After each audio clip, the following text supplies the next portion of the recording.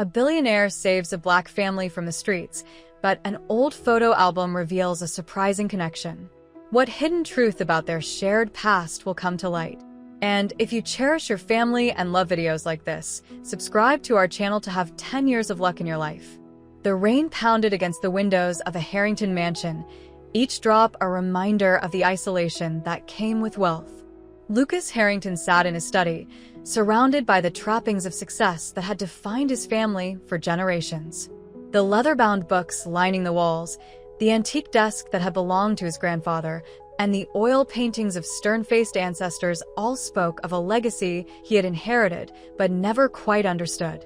The storm intensified, and with a sudden crack of thunder, the mansion plunged into darkness. Lucas reached for his phone, using its flashlight to navigate the familiar corridors. Instead of heading to the basement where the backup generator hummed to life, he found himself drawn to the staircase leading to the attic. In 15 years of living in the mansion, he had never properly explored that space. The wooden steps creaked under his feet as he ascended. The beam of light from his phone cut through decades of dust, illuminating forgotten furniture draped in yellowed sheets. The air was thick with the musty smell of forgotten memories. Lucas moved carefully between stacked trunks and boxes, his attention caught by a peculiar chest tucked away in a corner. The chest's brass latches were dull with age, but unopened. Lucas knelt beside it, brushing away layers of dust. His fingers traced the initials GH, Gerald Harrington, his grandfather. The lid opened with a protesting groan, revealing stacks of papers, old correspondence, and beneath them all, a leather-bound photo album. Lucas settled on an old chair, the album heavy in his lap.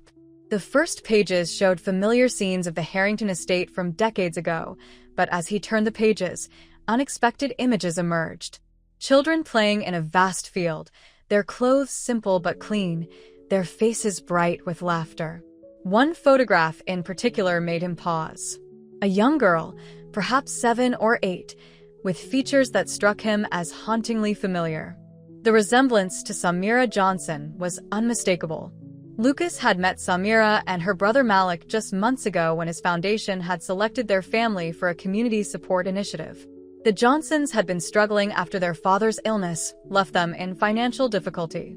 Lucas had been drawn to their resilience, their determination to overcome obstacles, but he never imagined there might be a deeper connection. He spent hours in that attic, examining each photograph, searching for clues. Names were carefully written on some photos, dates on others, but many remained mysterious. The storm continued outside, but Lucas barely noticed, absorbed in this unexpected window to the past. The next morning, after a sleepless night, Lucas made the call. Samira answered on the third ring, her voice cautious but curious, when he invited her and Malik for coffee at the mansion. He didn't mention the photographs, wanting to see their reactions firsthand. They arrived precisely on time, Malik in his law student attire, Samira wearing the paint-splattered jeans that marked her as an artist.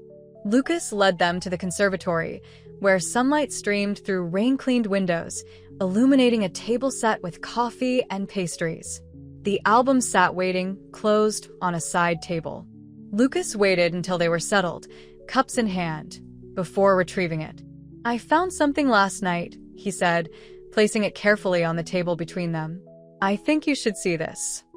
Samira set down her cup, reaching for the album with an artist's careful hands. Malik leaned in close as she opened it. Lucas watched their faces, noting the exact moment recognition dawned in Samira's eyes. Her finger traced the edge of a photograph, trembling slightly. "That's my grandmother," she whispered. "Rosa Johnson. But this..." She looked up at Lucas, her eyes wide with confusion. "This was taken at the Harrington estate. How is that possible?" Malik's expression had hardened. "Our grandmother used to tell stories about the Harringtons," he said, his voice careful, measured. "Not pleasant ones. She spoke of betrayal, of promises broken." Lucas leaned forward, his elbows on his knees. "What kind of promises?" Samira closed the album gently.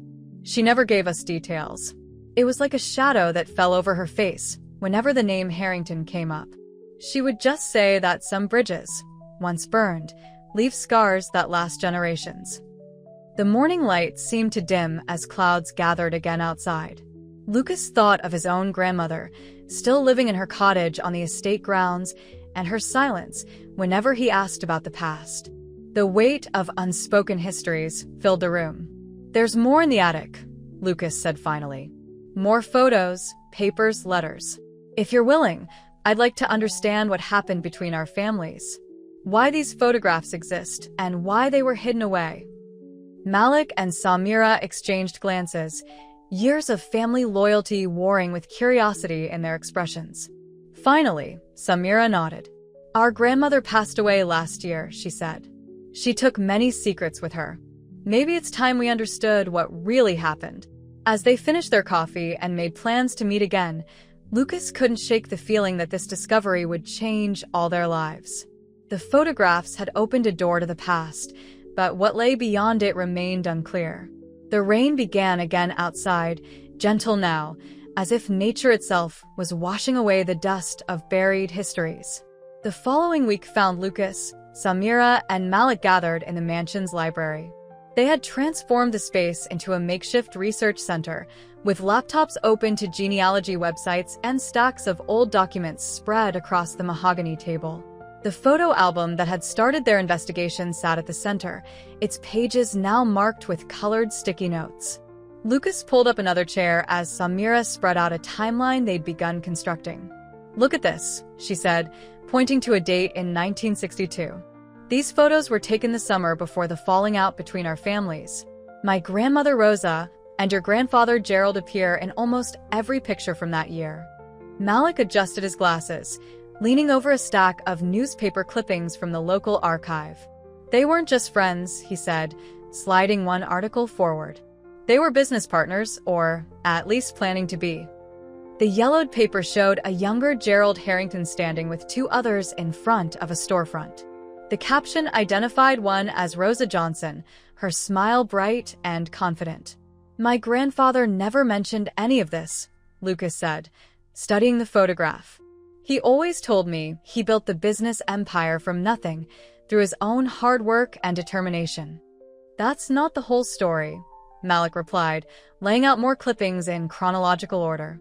"According to these articles, they were planning to open a chain of stores together. Rosa had the retail experience, Gerald had the capital, and there was a third partner, James Montgomery." The name sent a chill through the room. Montgomery Development was now one of the largest real estate companies in the region, known for aggressive business tactics and controversial development projects.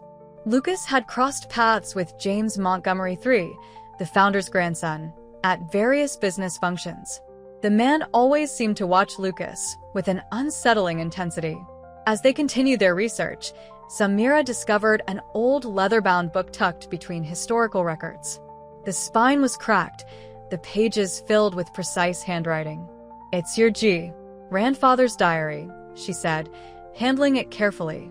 "From 1962 to 1963. They spent hours poring over the diary entries. Gerald's writing revealed a man full of ambition but also doubt, struggling with decisions that would shape not just his future, but the lives of those around him. The entries became increasingly agitated as summer turned to fall, filled with mentions of betrayal and necessary choices. "Listen to this," Lucas said, reading from an entry dated October 15, 1962. "Montgomery says the deal can't include both families. Says it's too risky, too many voices at the table. Must make a choice soon. Rosa won't understand, but this is business. Some bridges have to burn for others to be built." Samira's hands clenched into fists. "So, he chose Montgomery over my grandmother. Cut her out of the deal they'd planned together." "There's more to it," Malik interjected, connecting dates on their timeline. "Look at the property records from that period. The stores they were planning to open, those locations were all seized through eminent domain within 5 years. Montgomery Development built shopping centers on them instead.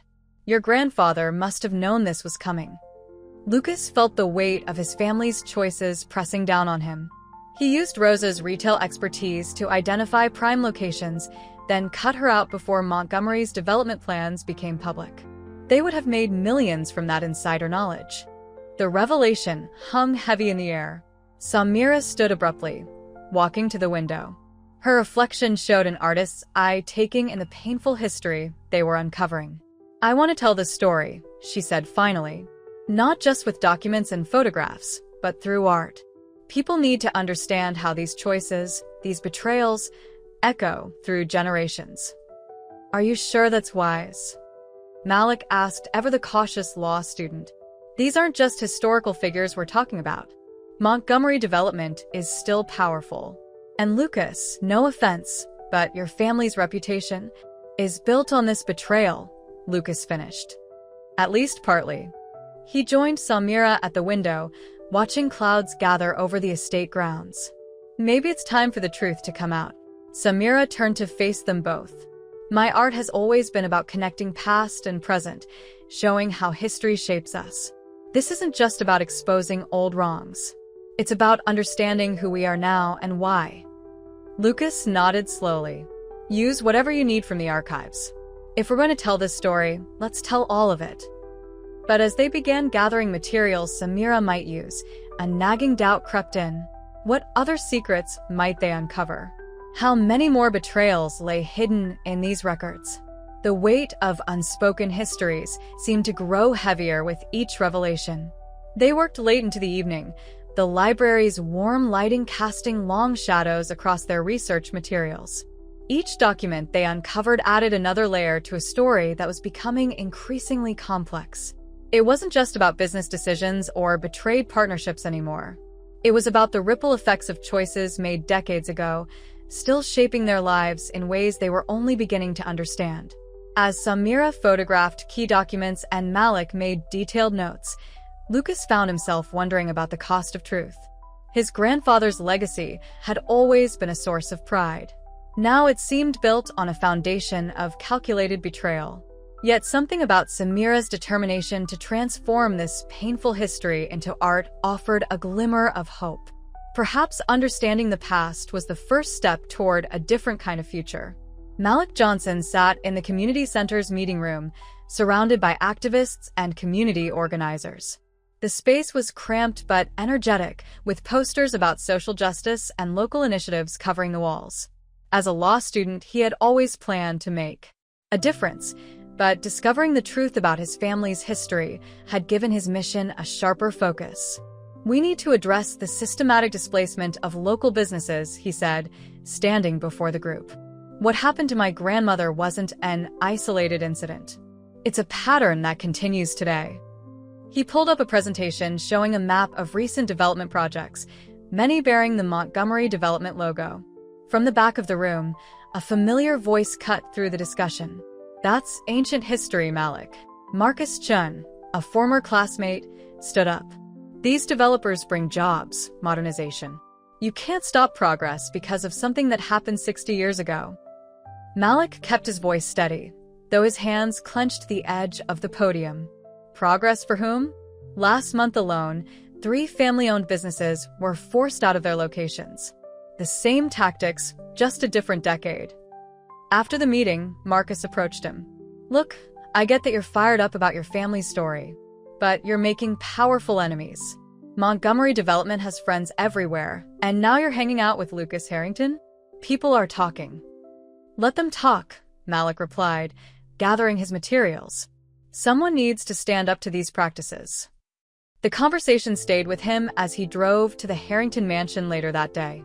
Lucas had been spending hours reviewing his grandfather's old business records, and the weight of discovery showed on his face when he greeted Malik at the door. "I found more files about the Montgomery deal," Lucas said, leading the way to his study. "The deeper I dig, the worse it gets. My grandfather didn't just betray your grandmother. He helped Montgomery orchestrate similar deals across the city." Lucas spread the documents across his desk. Property records, rezoning applications, and letters revealed a systematic approach to identifying and acquiring valuable properties. The pattern was clear: find successful small businesses, particularly those owned by minorities, cut them out of development plans, then swoop in once property values dropped.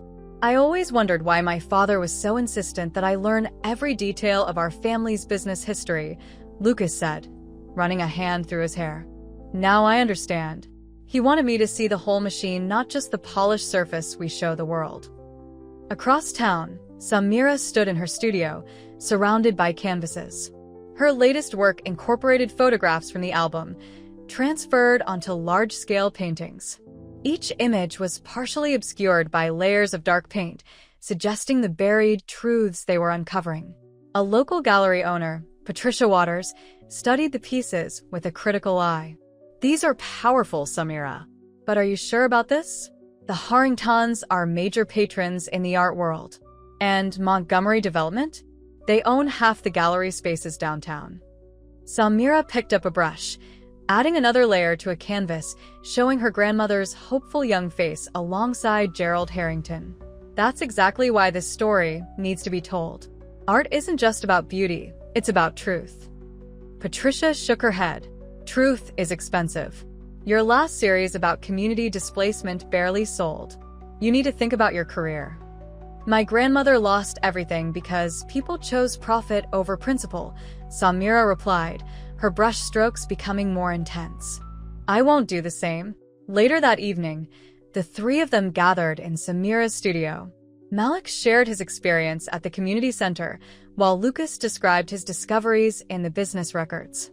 Samira stood before her canvases, explaining how she planned to weave their findings into a cohesive narrative through art. Each piece will connect past and present, she explained, gesturing to the paintings, showing how the same patterns repeat, how the choices made then still shape our community now. The Montgomery family won't like this, Lucas warned. They've built their entire empire on keeping these stories buried. Malik leaned against a paint-splattered table. They're not the only ones. I've been getting pushback from people I thought were friends. They say I'm stirring up trouble, living in the past.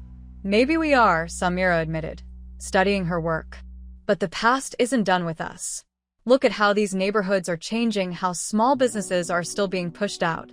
It's the same story, just with different names. Lucas walked the length of the studio, taking in each painting. My family's wealth comes from these practices. Every privilege I've enjoyed, every opportunity, it's all built on what they did to your family and others like them. It's not about guilt, Malik said firmly.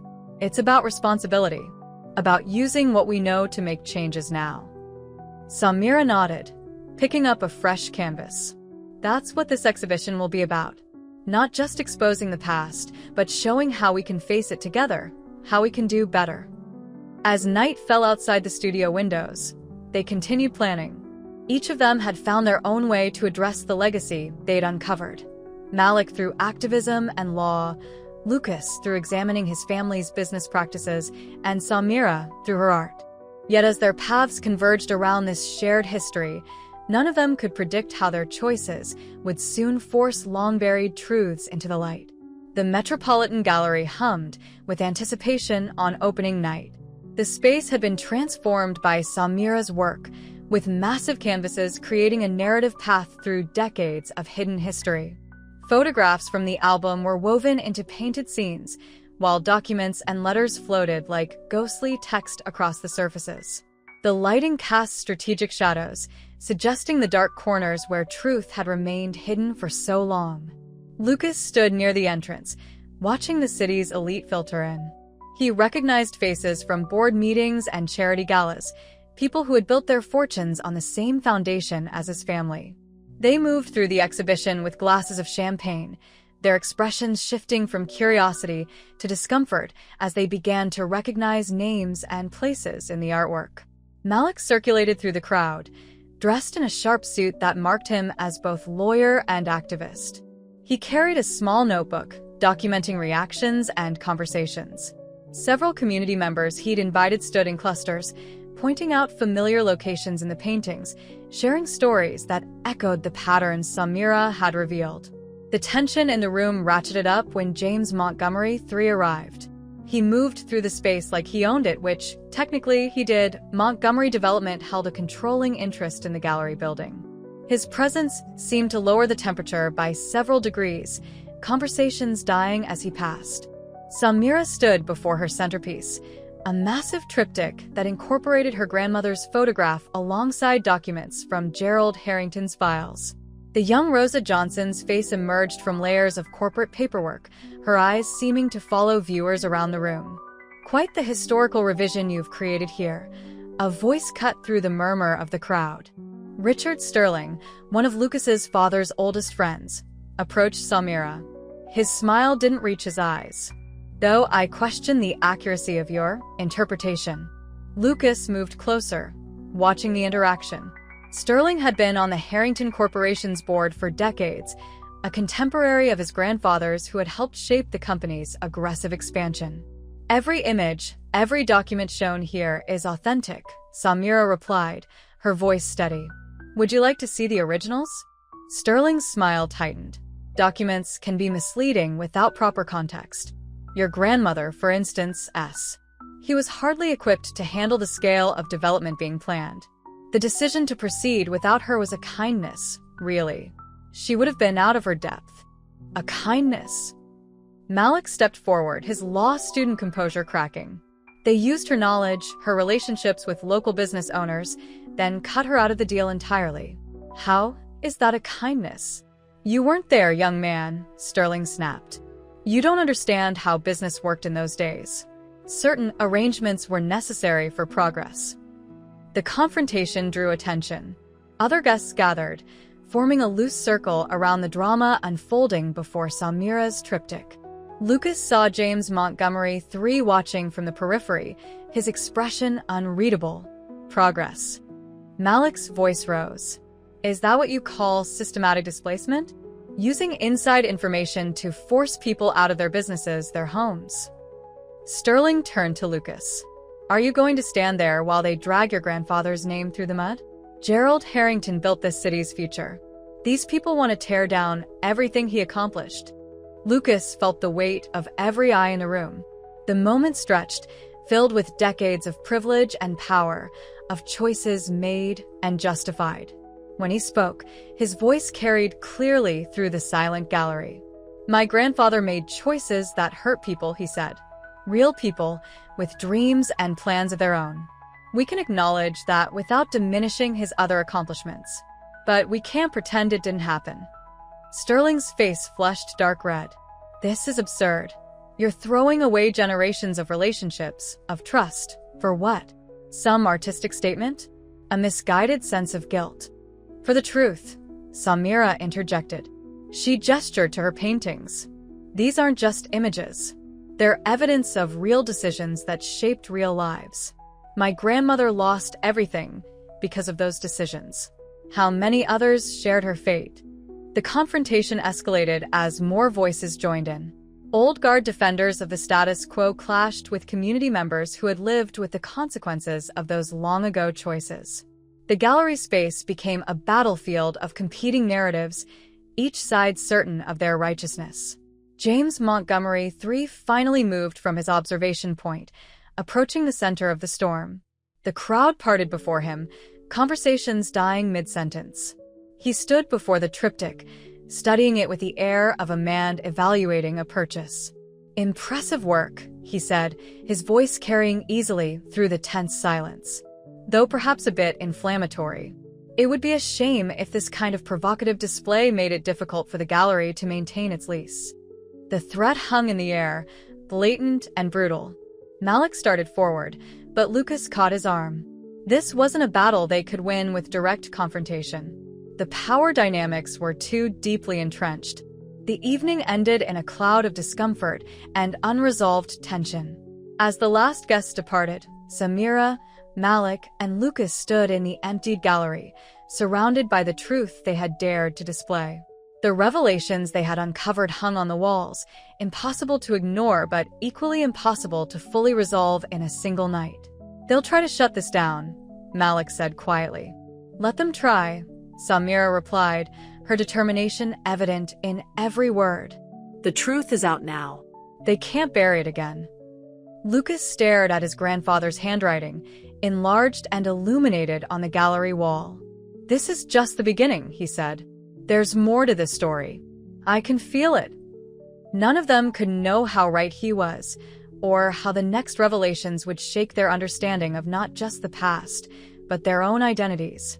The morning after the exhibition, Lucas found himself driving to his grandmother's cottage on the edge of the Harrington estate.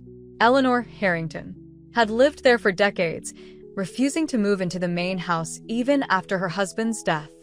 The small garden surrounding her home stood in stark contrast to the manicured lawns of the mansion, wild roses climbing trellises and herbs growing in untamed patches. Eleanor opened the door before he could knock, as if she'd been waiting for him. At 87, she remained sharp-eyed and straight-backed, her white hair caught in a simple braid.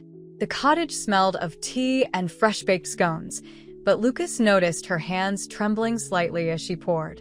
"I saw the article about the exhibition in this morning's paper," she said, setting the teapot down. "They called it a provocative examination of historical power dynamics. That sounds like Richard Sterling's influence on the editorial board." Lucas wrapped his hands around the warm teacup. "Grandmother, why didn't you ever tell me about Rosa Johnson? About what grandfather did?" Eleanor's face tightened, years of carefully maintained silence weighing in the air between them. "Some stories aren't ours to tell, Lucas. Some truths are too complicated for simple explanations." "I need to understand," Lucas pressed. "The documents we found, the photographs, there's more to this than just a business deal gone wrong, isn't there?" Eleanor stood abruptly, moving to an old secretary desk in the corner. She unlocked a drawer with a key she wore around her neck, removing a small wooden box. "Your grandfather wasn't the only one keeping records," she said quietly. Inside the box lay a collection of letters, their paper yellowed but preserved with obvious care. Eleanor handled them gently, spreading them across the table between their cooling teacups. "Rosa Johnson wasn't just your grandfather's business partner. She was my friend, my closest friend, before everything fell apart." Across town, Samira stood in what remained of her grandmother's house. The neighborhood had changed dramatically over the years, but this small bungalow had somehow survived the waves of development. Her aunt still lived here, maintaining Rosa's gardens and keeping her memory alive. "I knew you'd come after the exhibition," Aunt Marie said, watching Samira examine the old photographs on the walls. "Your grandmother would have been proud of you for telling the truth. And terrified for you, too." Marie disappeared into the attic, returning with a dusty cardboard box. "Rosa left these for you. Said you'd know when it was time to look through them. I think that time is now." The box contained more photographs, these more personal than the ones from the Harrington album. They showed Rosa with Eleanor Harrington, the two women laughing together in gardens, sitting on porches, their arms around each other's shoulders. The dates spanned years, telling a story of deep friendship that preceded the business partnership. Meanwhile, Malik had begun organizing his community event, turning an old church basement into a forum for discussion. The response surprised him. Not just local residents, but people from across the city wanted to share their stories of displacement and resistance. "Your grandmother's story opened a floodgate," Reverend Thomas said, helping Malik set up chairs. "People have been holding on to these histories for generations, afraid to speak out. Now they see a chance to be heard." But not everyone supported the initiative. Anonymous calls warned Malik to let sleeping dogs lie. Some community leaders, particularly those with ties to Montgomery development, distanced themselves from the project. The pressure was subtle but constant, reminding Malik that power structures didn't yield easily to truth.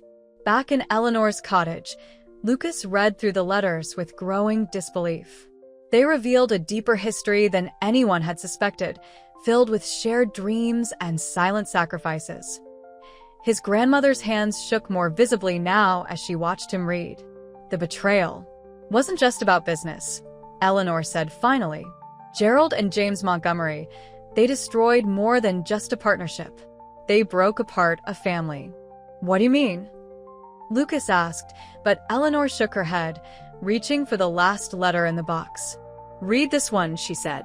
"But Lucas, understanding this truth will change everything you think you know about our family." Before he could open it, his phone buzzed. Samira's text was urgent. "Found something in Grandma Rosa's things. Need to meet." Bring whatever your grandmother showed you. Eleanor touched his hand as he stood to leave. Be careful with these truths, Lucas. They've been buried for reasons that went beyond business or pride. Some people will do anything to keep the past hidden. The weight of the letters seemed to burn in Lucas's pocket as he drove towards Samira's studio. In her grandmother's house, Samira carefully packed the photographs she discovered, each image adding another piece to a puzzle she wasn't sure she wanted to complete. And across the city, Malik faced increasing resistance to his community forum, unaware that the truth they were all approaching would soon make their current struggles seem small by comparison. The three of them were pulling at different threads of the same tangled history, each discovery leading them closer to a revelation that would redefine not just their understanding of the past, but their own identities. The carefully constructed narratives of power, privilege, and family legacy were beginning to unravel, revealing a truth more complex and personal than any of them had imagined. The church basement buzzed with energy as people filled every available seat. Malik stood at the front of the room, watching faces both familiar and new. The community forum he'd organized had grown beyond his initial expectations, drawing people from across the city who carried their own stories of displacement and resistance.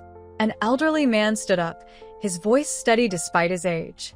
My father owned a barbershop on Mason Street, right where that big shopping center stands now. In '65, they told him the building was condemned, but it was solid as a rock. 2 months later, Montgomery Development bought the whole block for pennies on the dollar. Similar stories emerged throughout the evening. A woman described losing her family's restaurant to sudden rezoning. A former shop owner recalled mysterious building code violations that appeared just before developers moved in. The pattern Malik had discovered in his grandmother's story repeated itself across decades, affecting families throughout the city. But he also noticed the absences. Several community leaders who had initially supported the forum were conspicuously missing. Marcus Chen's warning about making powerful enemies echoed in his mind as he watched people shift uncomfortably when Montgomery Development was mentioned. Across town, Lucas sat in his office at the Harrington Corporation, surrounded by spreadsheets and property records.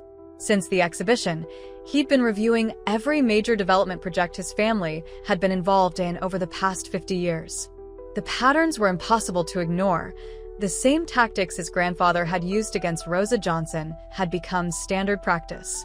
His secretary knocked, interrupting his research. "Mr. Montgomery is here to see you," she said, her expression concerned. "He doesn't have an appointment." James Montgomery III strode in before Lucas could respond. His tailored suit and confident bearing spoke of generations of power, much like Lucas's own family. But there was something predatory in his smile that set Lucas on edge. "Fascinating reading?" Montgomery gestured at the scattered documents. "Though I'd be careful about digging too deeply into old records. Some stories are better left in the past, don't you think?" Lucas met his gaze steadily. "I don't think that's true. Understanding our history helps us make better choices moving forward."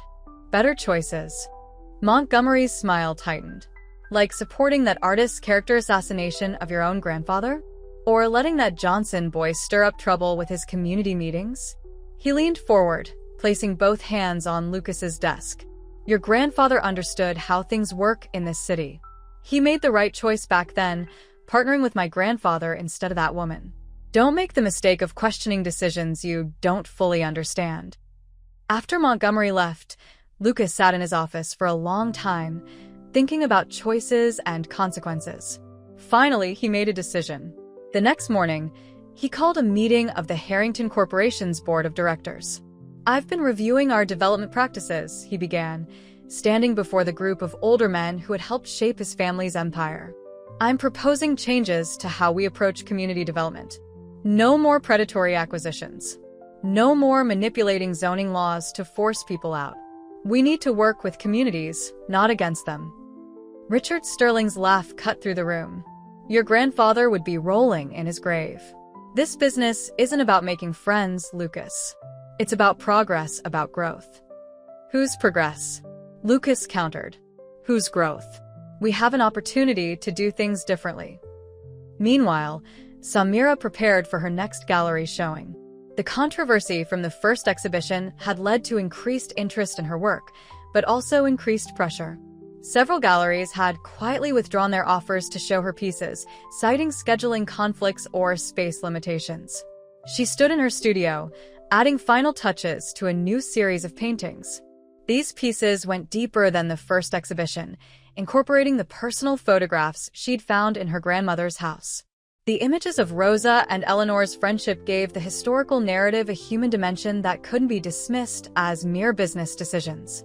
Patricia Waters visited the studio, her expression troubled as she viewed the new works. The Montgomery family is pressuring galleries not to show these pieces, she warned. They're calling in favors, making threats about funding.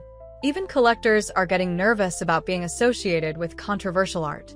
Samira continued painting, adding layers to an image that showed her grandmother and Eleanor Harrington in a garden, their young faces full of hope. Let them pressure.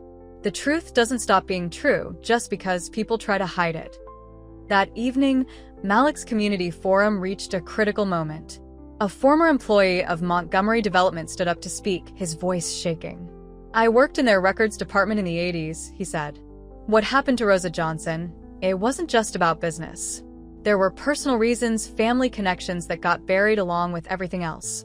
The Montgomerys and the Harringtons, they didn't just break up a business partnership. They broke up a family." The room fell silent. Malik felt the weight of untold stories pressing in from all sides. His phone buzzed with a text from Samira. "Need to meet. Now. Bring everything you've found about the families." As he left the forum, Malik noticed a car following him. The message was clear. Powerful people were watching, and they weren't happy about the truths being uncovered. But like Lucas challenging his board and Samira refusing to be silenced, Malik had moved beyond the point of backing down. They were all pushing against decades of established power, each in their own way. Lucas through corporate policy, Samira through art, and Malik through community activism. But as they edged closer to the full truth about their family's connection, none of them realized how personal the stakes would become. Lucas sat across from Harold Bennett, his grandfather's former mentor, and one of the few people still alive who had witnessed the original partnership's dissolution. The older man's office overlooked the city skyline, a testament to decades of successful deal-making. Afternoon light caught the silver in his hair as he studied Lucas with careful consideration. "You're stirring up ghosts, son," Harold said, placing his hand on a stack of newspapers covering the recent events. "Your grandfather made his choices for reasons that went beyond business. He carried the weight of those decisions until the day he died." Lucas leaned forward, his patience wearing thin with cryptic warnings. "Everyone keeps hinting at deeper reasons, personal reasons. What aren't you telling me? What really happened between our families?" Harold stood, walking to the window. The city spread out below them, a landscape transformed by decades of development and displacement. "Your grandfather believed he was protecting everyone involved.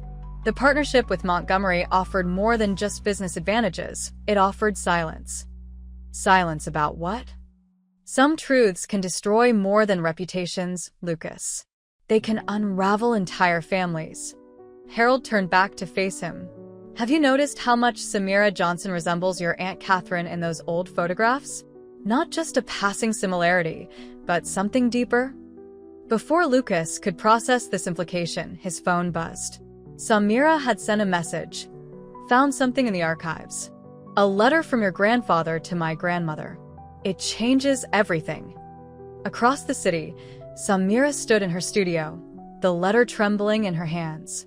She had discovered it tucked inside an old family Bible, preserved between its pages for decades.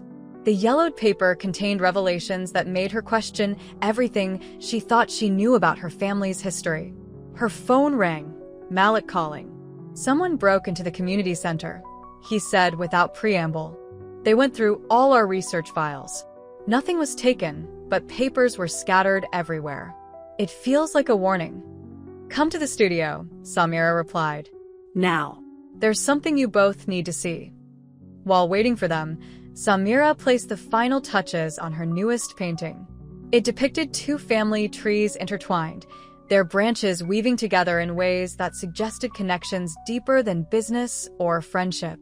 She had created it based on instinct, but the letter in her hands confirmed what her artist's eye had suspected.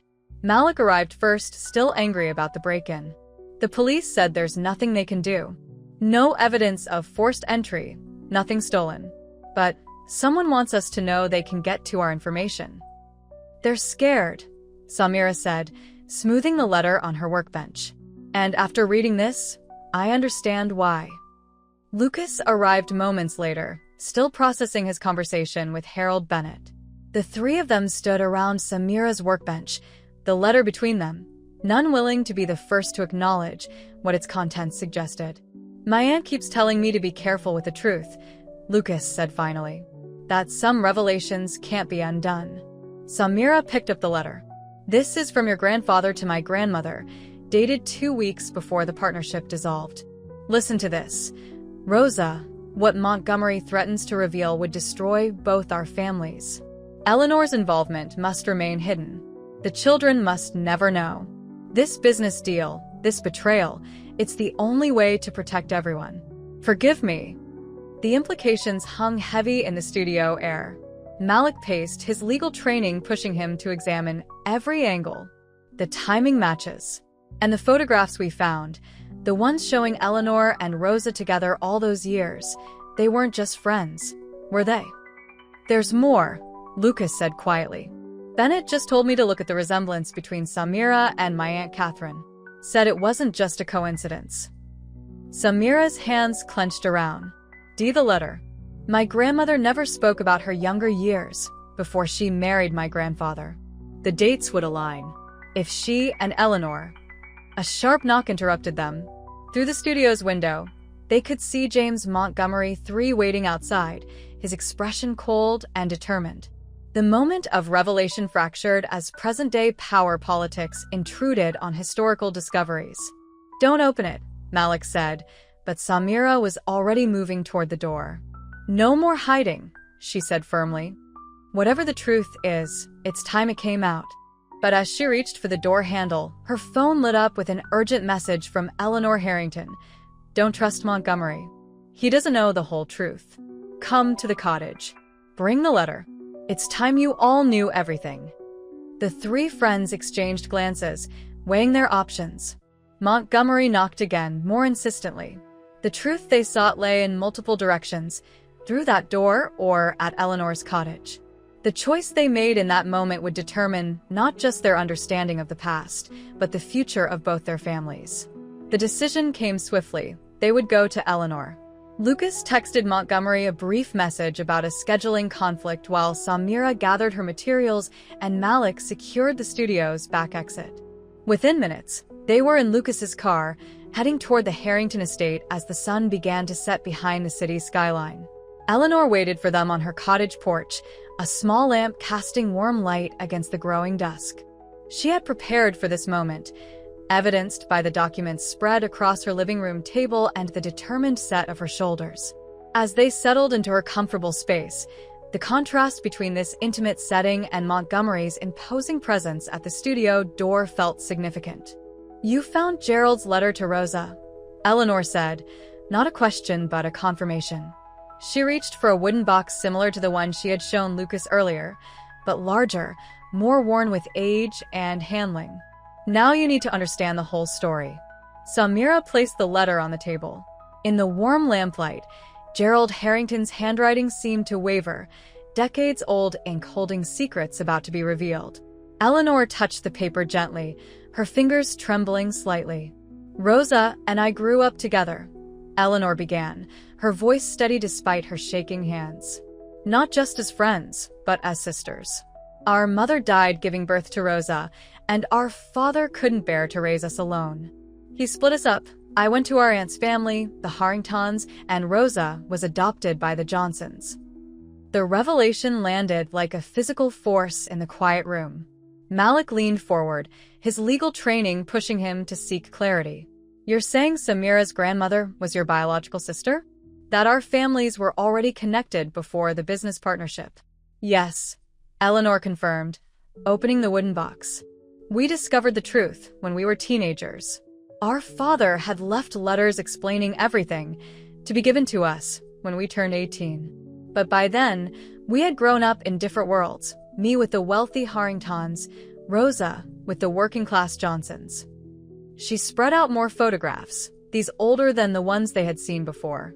Two young girls in identical dresses, their features unmistakably similar despite their different circumstances. Letters documenting the separation, the reasons, the hopes for their futures. We kept our relationship secret, Eleanor continued. The social divide between our families was too great in those days. Rosa and I met in private, shared our lives in secret. When she and Gerald planned their business partnership, it seemed like a chance to finally bridge our worlds openly. Lucas studied the photographs, seeing his family history reshape itself before his eyes. But then Montgomery threatened to expose the truth? Why would that add us so much? Eleanor's expression hardened. James Montgomery Sr. discovered our connection through his own family records. He threatened to reveal not just our relationship, but other family secrets that would have destroyed both the Harringtons and the Johnsons. The adoption hadn't been entirely legal. There were documents signed under questionable circumstances, money that changed hands. So my grandmother chose silence, Samira said softly. Gave up her business dreams to protect her family's reputation, both families' reputations. Gerald made the deal with Montgomery, Eleanor confirmed. The business partnership dissolved, and in exchange, Montgomery kept the family secret. But the price was higher than just Rosa's share of the business. Montgomery used the leverage to build his real estate empire, knowing neither family could oppose him without risking exposure. Malik connected more pieces. That's why the displacement patterns affected so many families over the years. Montgomery had a blueprint for success based on that first betrayal. But there's more, Eleanor said, reaching deeper into the box. Rosa and I continued to meet in secret for years afterward. We shared everything, our marriages, our children's births, our hopes and fears. When Catherine was born, she paused, looking directly at Samira. The resemblance she shared with Lucas's aunt suddenly took on new meaning. Catherine was Rosa's daughter, Eleanor said quietly. My sister gave her to us to raise when she couldn't care for another child. The Harringtons never knew. Even Gerald didn't know the full truth. The revelation settled over them like a heavy blanket. Family trees shifted and reformed in their minds, connections spanning generations suddenly clear. Samira and Lucas weren't just connected through an old business partnership. They were family, their bloodlines intertwined through decades of secrets and sacrifices. Montgomery is still using these secrets, Lucas realized. That's why he's been so threatened by our investigation. It's not just about exposing old business practices. It's about unraveling the foundation of his family's power. A car door slammed outside the cottage. Through the window, they could see James Montgomery III approaching, his figure dark against the evening sky.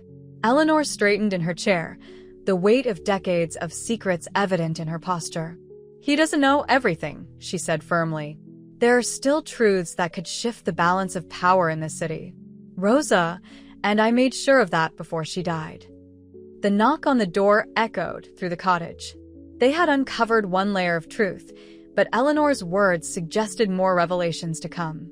The choice they faced now was not just about family history, it was about justice, about correcting decades of wrongs built on buried truths. As Malik moved to answer the door, Eleanor reached for one final document, its envelope sealed with wax and marked, to be opened only when the truth can no longer be buried. The past and present were about to collide in ways none of them could have predicted, with consequences that would reshape not just their families, but the entire city's future. The cottage door opened to reveal James Montgomery III, his imposing figure silhouetted against the stormy evening sky. Rain had begun to fall, giving the scene an ominous quality that matched the tension in the room. Eleanor sat straight-backed in her chair, the sealed envelope held protectively in her lap, while Lucas and Samira flanked her like guards. Quite the family reunion, Montgomery said, stepping inside without waiting for an invitation. Water dripped from his expensive coat onto Eleanor's worn carpet. Though I must say, the timing is unfortunate. We had an understanding, Eleanor. One that's protected both our families for generations. Eleanor's voice cut through the room with unexpected steel. That understanding was based on threats and half-truths, James. Your father manipulated our family's pain for profit. That ends tonight. A figure appeared behind Montgomery. The unexpected visitor was Marcus Chen, Malik's former classmate. His presence added another layer to the unfolding drama. "I'm sorry, Malik," Marcus said, genuine regret in his voice. "But there's more at stake here than just your family's history. The Montgomerys have protected many secrets over the years." Malik stepped forward, legal training evident in his measured response. Protected secrets, or used them for leverage. How many other families have histories buried in Montgomery Development's files? Montgomery's practiced smile didn't reach his eyes. Every city is built on compromises, young man. Progress requires difficult choices. Your grandmother understood that, eventually, as did Gerald Harrington. "My grandmother understood survival," Samira countered. "She sacrificed her dreams to protect her family, but she also left us the truth." She gestured to the photographs spread across Eleanor's table, the evidence of a family divided and reunited in secret. The rain intensified outside, drumming against the cottage windows. Montgomery moved further into the room, examining the documents with calculated interest. Fascinating story. Two sisters separated in childhood, reunited by chance. A secret adoption, a hidden daughter. But you haven't found everything. Eleanor's hands tightened on the sealed envelope. "No, James. You haven't found everything. Your father thought he knew all our secrets, but Rosa and I were always one step ahead." "What's in the envelope, Eleanor?" Montgomery's voice carried a threat beneath its polite surface. Before she could respond, Marcus stepped forward, pulling documents from his own briefcase. "There's something you all need to see first. Working for Montgomery Development, I had access to the original files. The land deals, the displacement patterns, they weren't random. They followed a map created decades ago, marking properties with specific families, specific histories." He spread the documents on the table, overlaying the family photographs. Property records, demolition orders, and development plans created a pattern across the city, each marking a family with secrets Montgomery Development had leveraged for profit. "The business model wasn't just about real estate," Marcus explained, his voice heavy with guilt. "It was about information. Find families with secrets, use those secrets for leverage, then repeat the process across generations." The Harrington-Johnson story was just the beginning. Montgomery's composed facade cracked slightly. "That information is confidential. You signed agreements." "I signed agreements before I knew the truth," Marcus countered. "Before I understood how many families were trapped in this cycle." Eleanor seized the moment, breaking the seal on her envelope. Inside was a document that made Montgomery step back involuntarily, a deathbed confession from his own father, James Montgomery Sr., detailing how he had orchestrated the original betrayal between the families. "Your father didn't just discover our secret," Eleanor revealed. "He created the circumstances that forced the adoption in the first place. The Montgomery family's rise to power began with manipulating our father's grief after our mother's death. Everything that followed, the separation, the secrets, the business deals, it was all engineered from the start." The revelation landed like a physical blow. Lucas moved to support Eleanor as she stood, decades of silence finally breaking. "Rosa and I discovered the truth years ago, but we needed proof. Your father provided it on his deathbed, James." Perhaps guilt finally overcame his ambition. Samira stepped forward, artistic vision allowing her to see the larger pattern. The city itself is a canvas of buried truths. Each development project, each displace, family, they're all connected by threads of secrets and silence. Thunder crashed outside as Montgomery's carefully maintained control began to slip. "You can't prove any of this. Deathbed confessions, old photographs, conspiracy theories about development patterns, none of it will stand up to legal scrutiny." "Perhaps not alone," Malik said, legal mind racing ahead.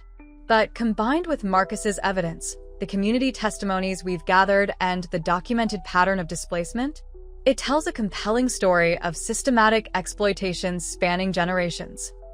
The sealed envelope had contained one more item, a key. Eleanor held it up, its brass surface catching the lamplight. This opens a safety deposit box at First City Bank. Rosa and I kept copies of everything, James. Every document, every confession, every secret your family used against others. We knew this day would come. The storm outside reached its peak as the power dynamics in the room shifted irrevocably. The truth, so long buried under layers of power and privilege, was finally emerging. But as Montgomery reached inside his coat, it became clear that some secrets would not be surrendered without a final fight.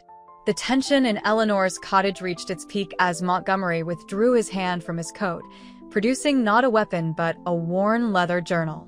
My father wasn't the only one who left confessions, he said, his voice carrying a weight of resignation. I found this in his study after he died. I've been carrying it ever since, wondering when this day would come. The storm outside had begun to ease, its fury giving way to a steady rain that drummed against the cottage windows. Eleanor remained standing, the safety deposit box key gleaming in her hand, as Montgomery placed the journal on the table among the scattered photographs and documents. Before you open that box at the bank, Montgomery said, you should know the full story. My father's confession isn't the whole truth. The Montgomery family's involvement goes back even further, to your mother's death. Eleanor sank slowly back into her chair, her face paling. Samira moved closer to her newly discovered aunt, while Lucas and Malik exchanged glances, sensing another layer of revelation approaching. Your mother didn't die in childbirth, Montgomery continued, opening the journal. She died because my grandfather withheld medical care, creating the circumstances that would separate your family. It was all orchestrated, the grief, the adoption, the division of the sisters. A foundation of power built on manufactured tragedy. The truth landed like physical blows. Eleanor's hands trembled as she reached for the journal, but her voice remained steady. We suspected something like this, Rosa and I, but we could never prove it. The proof is all here, Montgomery said, gesturing to the journal, along with evidence of every family my father and grandfather manipulated over the years. I've spent the last decade trying to figure out how to make this right without destroying everything my family built. Marcus stepped forward, his earlier guilt now mixed with purpose. That's why you hired me, isn't it? To help find a way to unwind all of this. Montgomery nodded.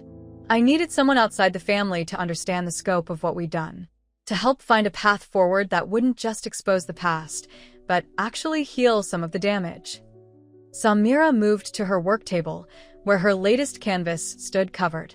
She pulled away the cloth to reveal a painting that seemed to capture the very essence of their discovery, a family tree whose roots wrapped around buildings, streets, and people, showing how personal histories and city development had become inextricably intertwined.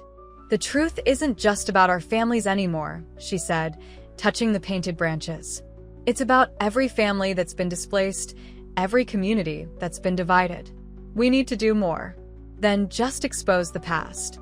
Lucas stood, years of business training combining with his new understanding of justice. We can use the Harrington Foundation's resources, not just for compensation, but for real community restoration, starting with all the families identified in these documents. The legal implications are enormous, Malik added, legal mind racing ahead. But if we approach this right, we can create a framework for systemic change. Use these revelations to transform how development happens in this city. Eleanor rose again, moving to stand before Montgomery. Despite their height difference, she seemed to tower over him in that moment. James, your father's confession and your grandfather's journal, combined with what's in that safety deposit box, it's enough to dismantle your family's empire. I know, Montgomery replied quietly. That's why I came tonight. Not to stop you, but to be part of making this right. The Montgomery family's power was built on divided families and buried secrets. Maybe it's time for that power to be used to heal instead of harm.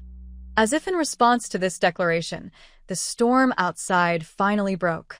Moonlight filtered through the cottage windows, illuminating the gathered evidence of decades of secrets and lies.